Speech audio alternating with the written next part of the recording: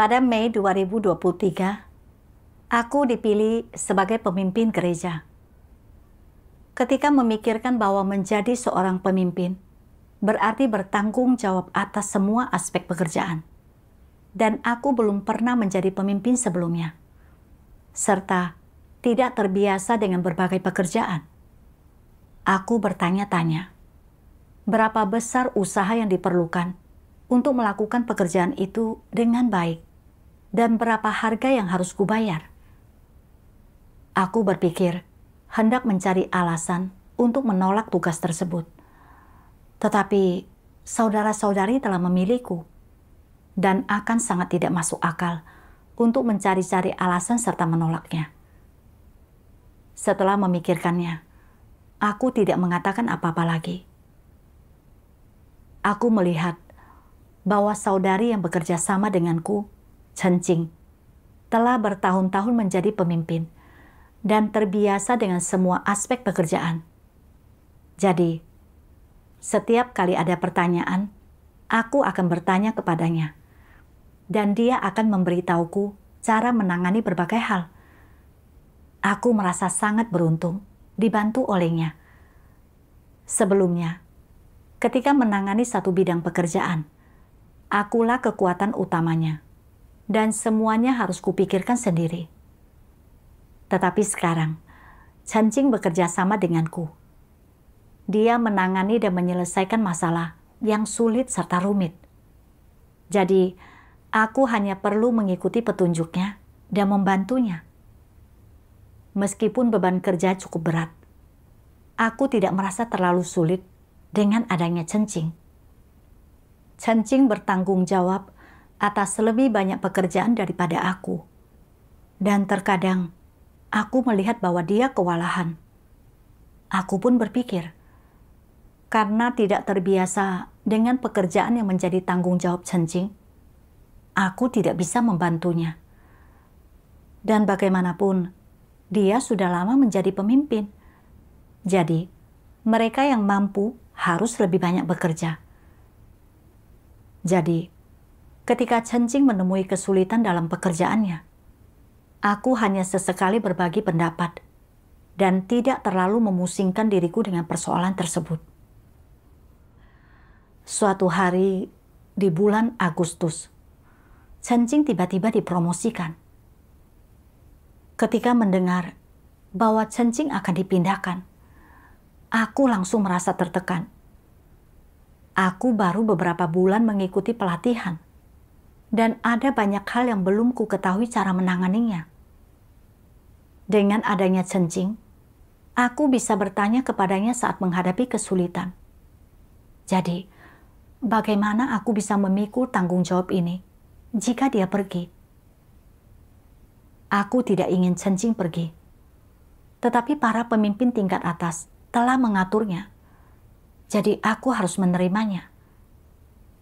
Namun, ketika memikirkan bahwa aku harus seorang diri menangani semua pekerjaan, aku pun merasa kewalahan dan suasana hatiku menjadi buruk. Aku berpikir, aku tidak memahami pekerjaan yang menjadi tanggung jawab Chen Jing. Dan aku harus membiasakan diriku dengan segala sesuatu dari awal. Berapa banyak penderitaan yang harus kutanggung? Harga seperti apa yang harus kubayar? Aku merasa sangat tertekan. Setelah Chen Jing pergi, aku perlu melaporkan pekerjaan sendiri. Tetapi karena saat Chen Jing masih ada, aku tidak banyak bertanya atau memedulikan berbagai tugas. Aku tidak terbiasa dengan tugas-tugas ini, dan harus menghabiskan banyak waktu untuk mempelajari serta menguasainya.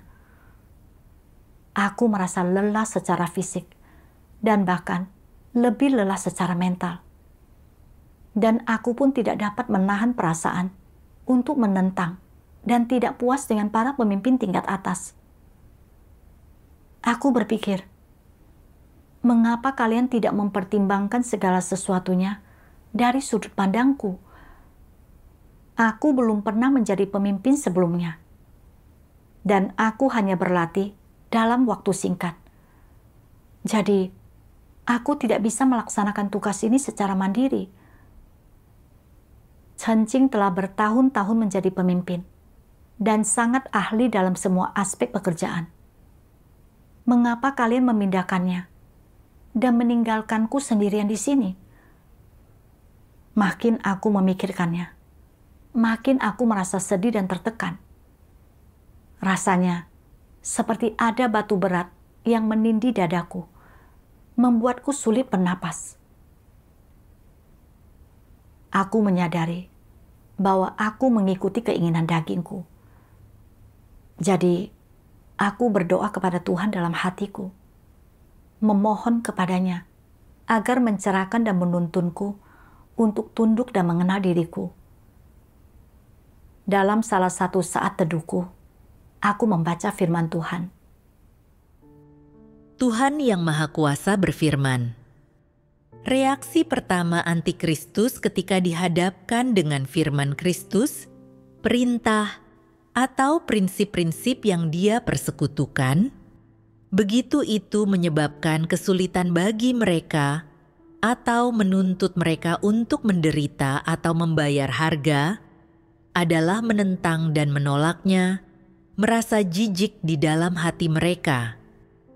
Namun, untuk hal-hal yang ingin mereka lakukan atau yang menguntungkan mereka, sikap mereka tidaklah sama. Antikristus ingin menikmati kenyamanan dan ingin menonjol, tetapi apakah mereka akan dengan gembira dan senang hati bersedia menerima ketika menghadapi penderitaan jasmani, keharusan untuk membayar harga, atau bahkan menghadapi risiko menyinggung orang lain? Mampukah mereka tunduk secara mutlak? Sama sekali tidak. Sikap mereka sepenuhnya adalah sikap yang tidak taat dan membangkang. Ketika orang-orang seperti antikristus dihadapkan dengan hal-hal yang tidak ingin mereka lakukan, hal-hal yang tidak sesuai dengan preferensi, selera, atau kepentingan diri mereka sendiri, sikap mereka terhadap firman yang Kristus ucapkan menjadi sikap yang sepenuhnya menolak dan menentang, tanpa ada sedikit pun tanda ketundukan. Tuhan mengungkapkan bahwa antikristus memperlakukan situasi yang diatur dan ditata oleh Tuhan menurut kesukaan dan keinginan mereka, selalu mempertimbangkan apakah itu menguntungkan daging mereka, menerima dan hanya tunduk pada apa yang menguntungkan mereka, serta jika suatu situasi tidak menguntungkan mereka atau menyebabkan mereka menderita, mereka tidak bisa tunduk, dan mereka bahkan mengeluh serta merasa menentang, mengungkapkan keluhan terhadap Tuhan. Aku berperilaku persis seperti antikristus.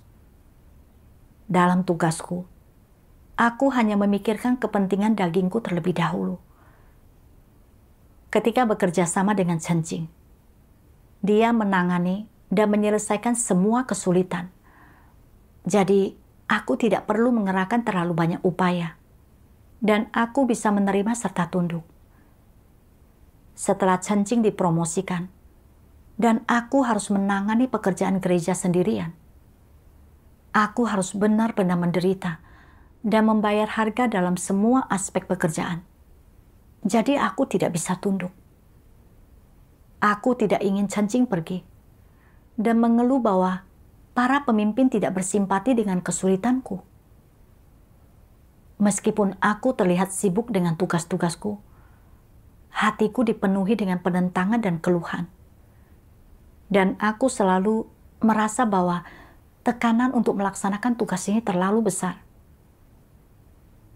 Setelah merenungkan bagaimana para pemimpin tingkat atas memindahkan Chen Jing berdasarkan kebutuhan pekerjaan gereja, aku menyadari bahwa pengaturan ini sesuai dengan prinsip-prinsip.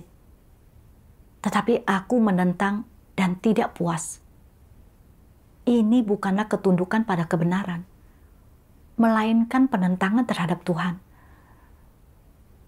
Aku kemudian menyadari bahwa aku telah lebih dari 3 bulan melaksanakan tugas kepemimpinanku. Tetapi aku masih belum bisa memahami pekerjaan yang dituntut dari seorang pemimpin gereja.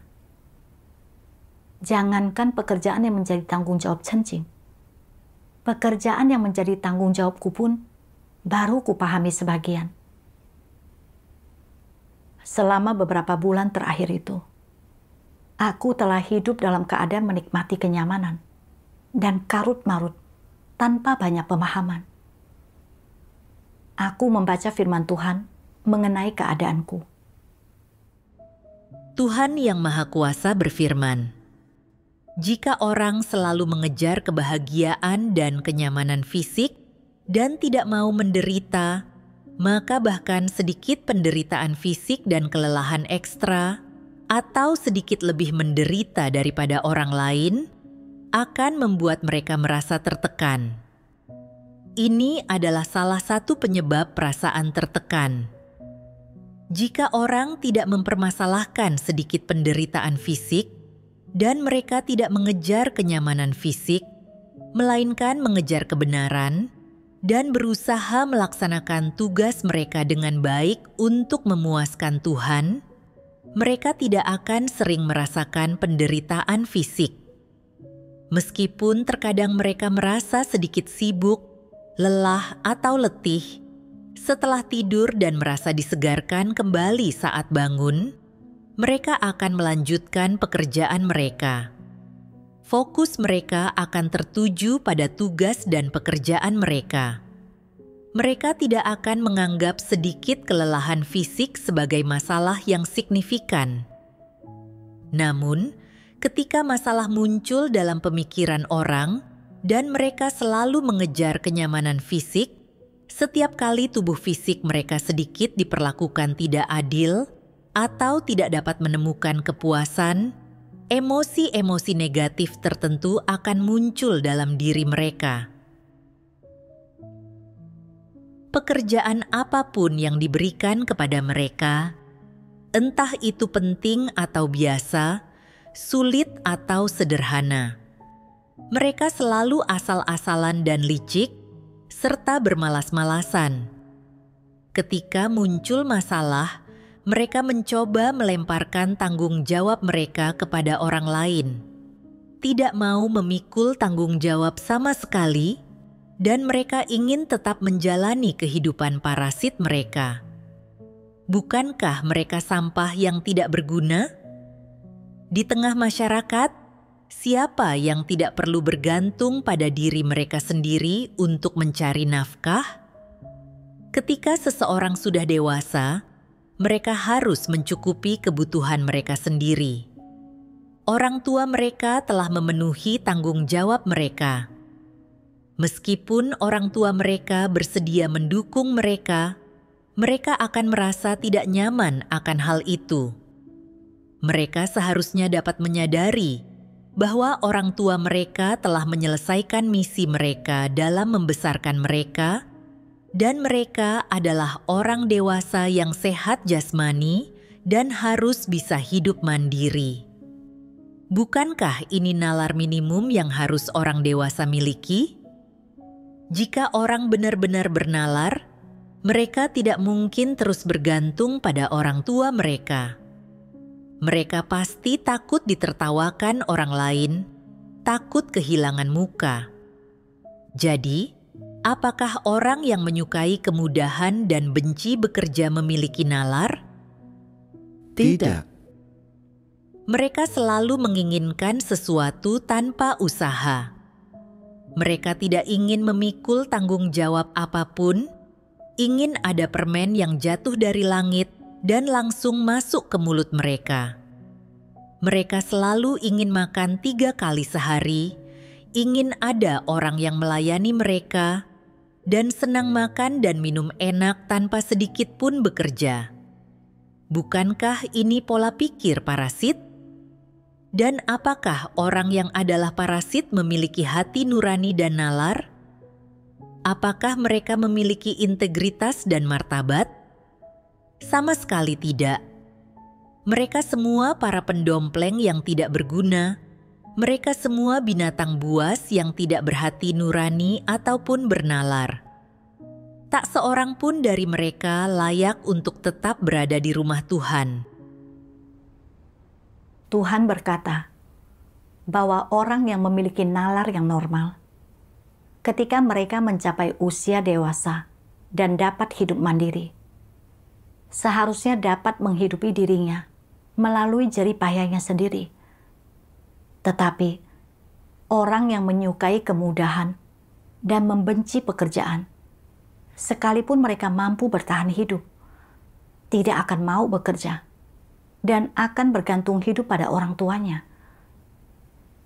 Orang-orang semacam itu adalah seperti parasit.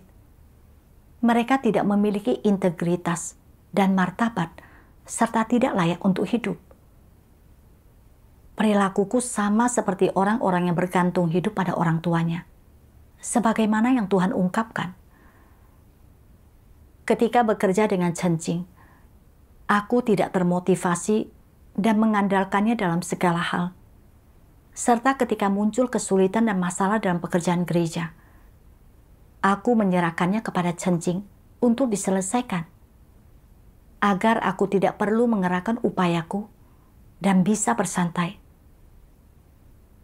Setelah cencing dipindahkan, aku sadar harus memikirkan dan mengurus semua pekerjaan seorang diri. Jadi, aku merasa sedih dan tertekan, tidak bersedia menerima atau tunduk. Bahkan, ingin menahan cencing agar aku tidak perlu menderita dan membayar harga. Tuhan berfirman, fokus mereka akan tertuju pada tugas dan pekerjaan mereka. Mereka tidak akan menganggap sedikit kelelahan fisik sebagai masalah yang signifikan. Namun, ketika masalah muncul dalam pemikiran orang dan mereka selalu mengejar kenyamanan fisik, setiap kali tubuh fisik mereka sedikit diperlakukan tidak adil atau tidak dapat menemukan kepuasan, emosi-emosi negatif tertentu akan muncul dalam diri mereka. Dagingku sangat malas, sehingga ketika tekanan kerja meningkat, aku merasa tertekan dan menentang. Masalah utamaku ada pada pemikiran dan sudut pandangku. Ide-ide iblis yang mengindoktrinasi. Hidup ini singkat, jadi nikmatilah selagi bisa.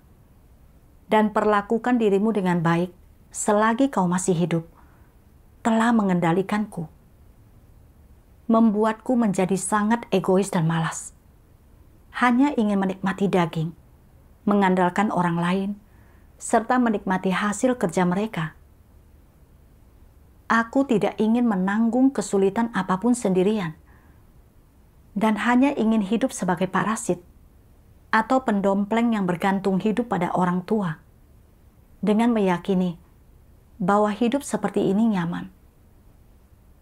Selama beberapa bulan terakhir, dagingku terasa nyaman, tetapi aku belum membuat kemajuan dalam tugasku, dan aku hanya mendapatkan sedikit kebenaran.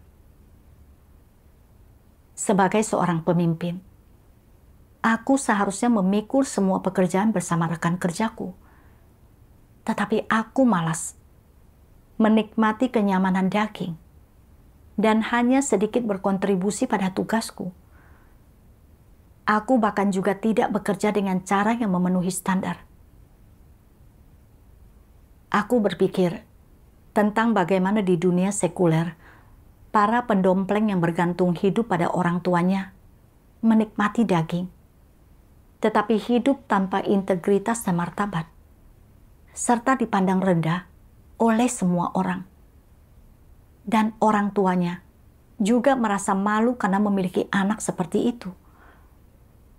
Jika aku tidak mengubah pola pikir yang malas dan seperti parasit ini, aku pasti akan membuat Tuhan benci dan jijik, disingkirkan dari barisan orang-orang yang melaksanakan tugasnya, dan kehilangan kesempatan untuk diselamatkan. Setelah melihat betapa seriusnya konsekuensi ketika hidup berdasarkan pemikiran dan pandangan iblis, aku ingin mengandalkan Tuhan untuk mengubah keadaanku dalam melaksanakan tugasku. Kemudian, aku membaca firman Tuhan dan mendapatkan jalan penerapan. Tuhan Yang Maha Kuasa berfirman, "Jika engkau adalah orang yang memiliki tekad, jika engkau mampu memperlakukan tanggung jawab dan kewajiban yang seharusnya orang pikul, hal-hal yang harus dilakukan oleh orang dengan kemanusiaan yang normal, dan hal-hal yang harus dicapai orang dewasa sebagai sasaran dan tujuan dari pengejaranmu, dan jika engkau mampu memikul tanggung jawabmu, maka sekalipun engkau harus banyak membayar harga dan menderita, engkau tidak akan mengeluh, dan selama engkau mengenali bahwa semua itu adalah tuntutan dan maksud Tuhan, engkau akan mampu menanggung penderitaan apapun dan melaksanakan tugasmu. Pada saat itu, keadaan pikiranmu akan berbeda. Di dalam hatimu, engkau akan merasakan kedamaian dan kestabilan, serta mengalami kenikmatan. Engkau melihat bahwa jika orang mampu melaksanakan tugas mereka dengan normal, memikul amanat Tuhan, dan mulai menempuh jalan yang benar dalam hidup, di dalam hatinya, mereka akan merasakan kedamaian dan sukacita, serta mengalami kenikmatan. Jika mereka lebih jauh lagi mampu mengejar kebenaran dan mencapai titik di mana mereka bertindak berdasarkan prinsip dan melaksanakan tugas mereka dengan baik, itu berarti mereka telah mengalami beberapa perubahan. Orang-orang seperti itu adalah orang-orang yang berhati nurani dan bernalar. Mereka adalah orang-orang jujur yang mampu mengatasi kesulitan apapun dan memikul tugas apapun. Mereka adalah prajurit Kristus yang baik. Mereka telah menjalani pelatihan dan tidak ada kesulitan yang dapat mengalahkan mereka. Katakan kepadaku, bagaimana menurutmu cara berperilaku seperti itu? Bukankah orang-orang ini memiliki kekuatan? Mereka memiliki kekuatan dan orang-orang mengagumi mereka. Firman Tuhan menunjukkan jalan penerapan kepadaku. Sebagai orang dewasa yang memiliki hati nurani dan nalar, apapun kesulitan yang muncul dalam pekerjaan, orang harus bertahan dalam tekanan dan memikul pekerjaan. Hanya orang yang melaksanakan tugasnya dengan baik sebagai makhluk ciptaanlah yang merupakan individu yang jujur dan benar. Aku berpikir tentang bagaimana Tuhan memerintahkan Nuh untuk membangun Bahtera. Nuh bahkan belum pernah melihat seperti apa Bahtera itu, dan dia menghadapi kesulitan yang belum pernah terjadi sebelumnya. Tetapi dia tidak memikirkan berapa banyak penderitaan yang akan dia alami atau harga yang harus dia bayar. Dan dia hanya berfokus pada bagaimana menyelesaikan amanat yang Tuhan berikan kepadanya. Pada waktu itu, belum ada mesin-mesin canggih, dan Nuh harus mencari kayu, menebang pohon, dan membuatnya menjadi bahan untuk membangun Bahtera. Serta tidak ada satupun dari langkah-langkah ini yang sesederhana atau semudah yang kita bayangkan. Namun, dalam benak Nuh hanya ada satu pemikiran, yaitu bagaimana membangun Bahtera itu secepat mungkin sesuai dengan perincian dari Tuhan. Jika membandingkan karakter Nuh dengan karakterku sendiri, aku merasa malu. Tuhan telah berbicara dengan sangat jelas tentang semua prinsip yang berkaitan dalam tugasku ini. Jika ada ketidakpastian, aku dapat meminta bimbingan dari para pemimpin tingkat atas. dan ada banyak pengetahuan profesional yang dapat dirujuk dan dipelajari. Asalkan aku meluangkan lebih banyak waktu dan tenaga, aku dapat melaksanakan tugasku dengan baik. Dalam melaksanakan tugas seorang pemimpin, aku seharusnya melakukan berbagai pekerjaan.